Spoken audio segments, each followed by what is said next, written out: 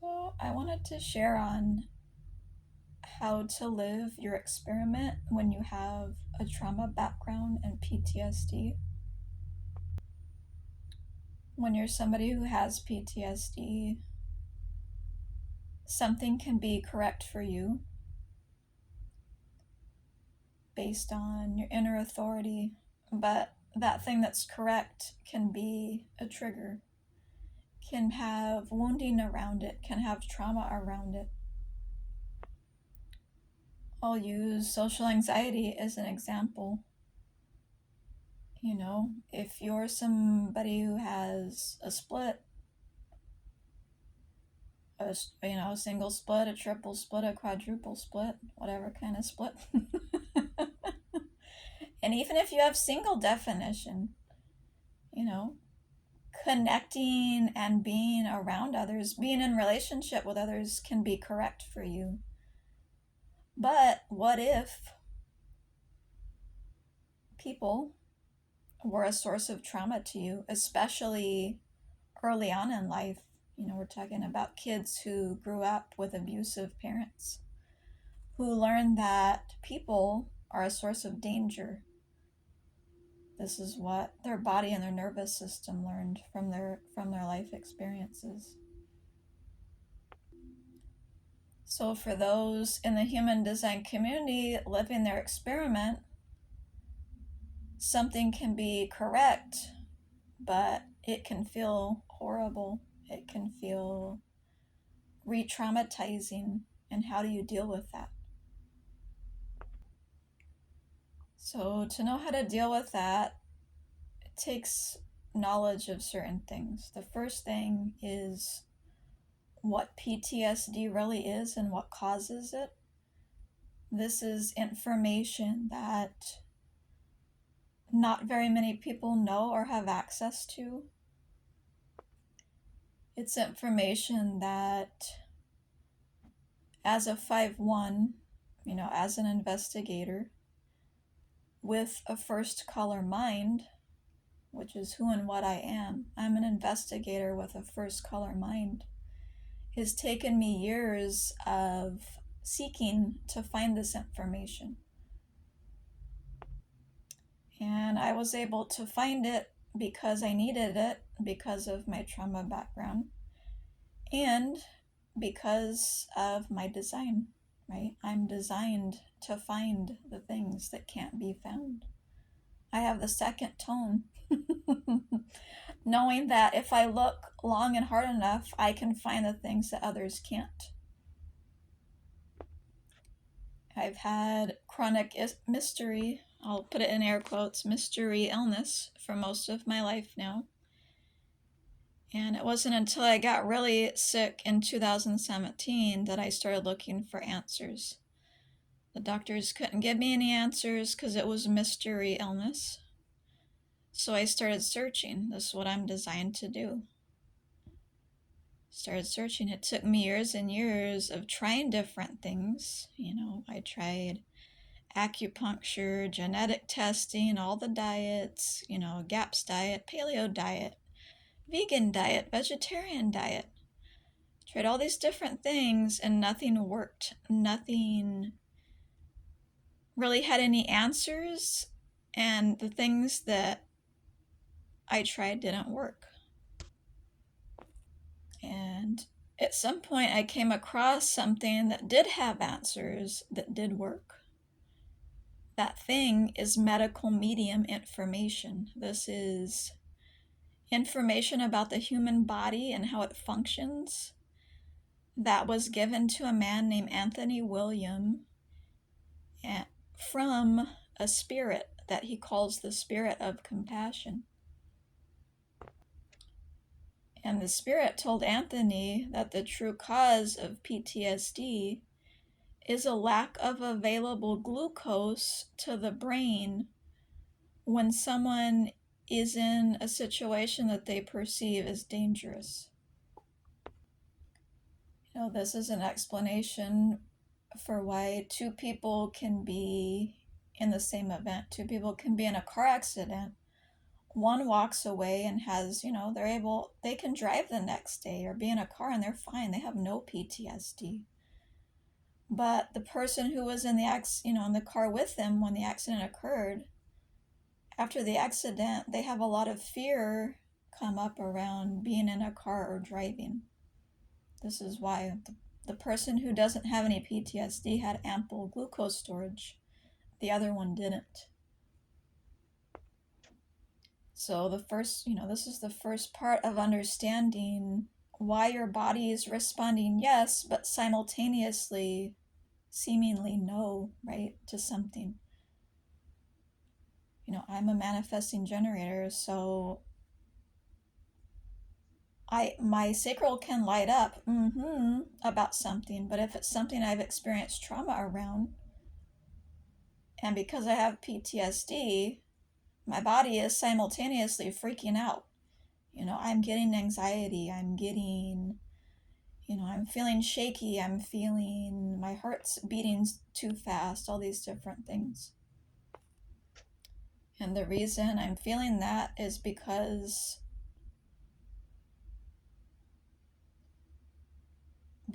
my body doesn't have enough glucose storage. What the body does instead is it releases adrenaline as a backup for glucose. If you don't have air and sugar going to your brain, if there's none of that happening, within minutes you die. So if you don't have enough sugar on hand that can go to the brain, your body will release adrenaline instead. And it's this adrenaline that you feel when you're in a traumatic event that causes all these different, unpleasant physical sensations. This adrenaline is really hard on the body, it's hard on the nerves, it's hard on the nervous system. But it's what your body needs to do to survive. It's better than dying, right? Because you don't have enough glucose to get to the brain.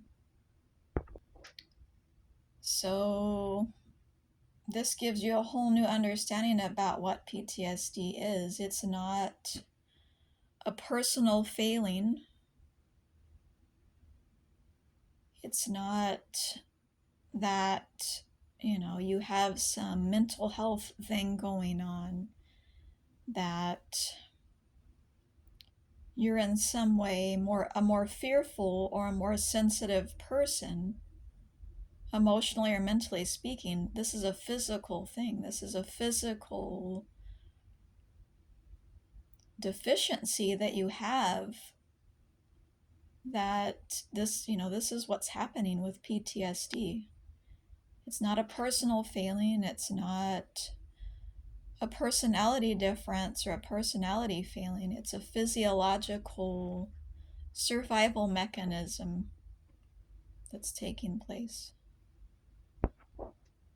Now, just because this is what's happening, it doesn't mean that we can't mitigate this response. We can. And this is where being super aware of the thoughts that we're having when the trigger comes up, when the trigger comes up and we start to feel those unpleasant feelings of adrenaline running through our body, we know that something's not right. And it can be something that is correct for us, that our body has responded yes to. But if we've had trauma around it, we got to know how to navigate that, because we want to be able to honor our body. We want to be able to honor what's correct for us, even though we might have some wounding around it. So for those of us with trauma and PTSD trying to live our experiment, when those unpleasant feelings come up in the body around something that we want to do that's correct for us, we can take a moment, be present with those feelings, understand what they really are, where they're coming from, and then pay really close attention to the thoughts that we're having around this trigger. And that's really important because the thoughts are the original associations that were made at the time of the original trauma or the traumatic event or experience. And a lot of times, those associations were not even true. And even if they were true at that time, they're not still true now in the present moment. So I'll give an example. If you're somebody who has social anxiety, you have some most likely developmental trauma around people and the safety of people. You experienced unsafe people at some point in your life, in a place where you were really vulnerable, as a child, maybe as a dependent spouse or partner of an abusive partner. And your body just didn't have the resources on hand. It didn't have the glucose available to power your brain and your nervous system through that situation. So you developed some PTSD. When the trigger comes up, let's just say you're going to meet a new person, right? And it's correct for you, but your body's responding as if there's a threat there. So what I do is I start to pay attention to the thoughts that I'm having, and I question them. I say, is this true? Will this person be unsafe? And you can't know that, in your present time in life, you can't know that. So then I start to tell myself, I start to say, I'm safe now. In this moment, I'm safe. When I meet this person, I'll be safe. And I know that I'll be safe because I can take care of myself now. I do take care of myself now. I have healthy boundaries. And no matter what, I love me and I'll choose to take care of myself. And when I do that, I can feel the anxiety start to dissipate.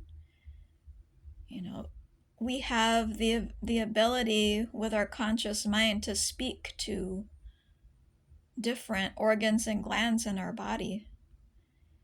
If our mind is sending the signal to our adrenal glands that there's no danger here,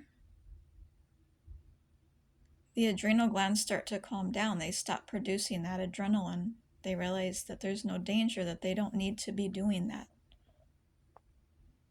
So in this way, it still sucks and it's still difficult that I have this physical handicap, but, at least there's ways that I can still live and honor my experiment and my authority and what's correct for me, while not having tools to know how to mitigate the triggers around those things that are correct for me. And the good news is that, if this is a topic that you're struggling with and that interests you, you can do something about it. You can do things to restore your glucose reserves. And that information can be found in the medical medium books. And if you want more information about that, feel free to reach out. I'm not going to share that here because it's a lot of how to actually do that, but it's something that can be worked on. It takes time. It takes time to do that, and it takes work and effort, but it can be done. So I hope this video was helpful for some of you. And yeah, this is something I was thinking about this morning that, I felt excited to share on. So, this will probably be a large part of the content that I put out, is videos like this about how to, understand and navigate human design info and your experiment when you're somebody who does have trauma and PTSD. So if you found this helpful and you want to be notified of other videos that, I'll be doing in the future, make sure you subscribe and do all that fun stuff. All right, you guys take care of yourself, and I'll talk to you next time.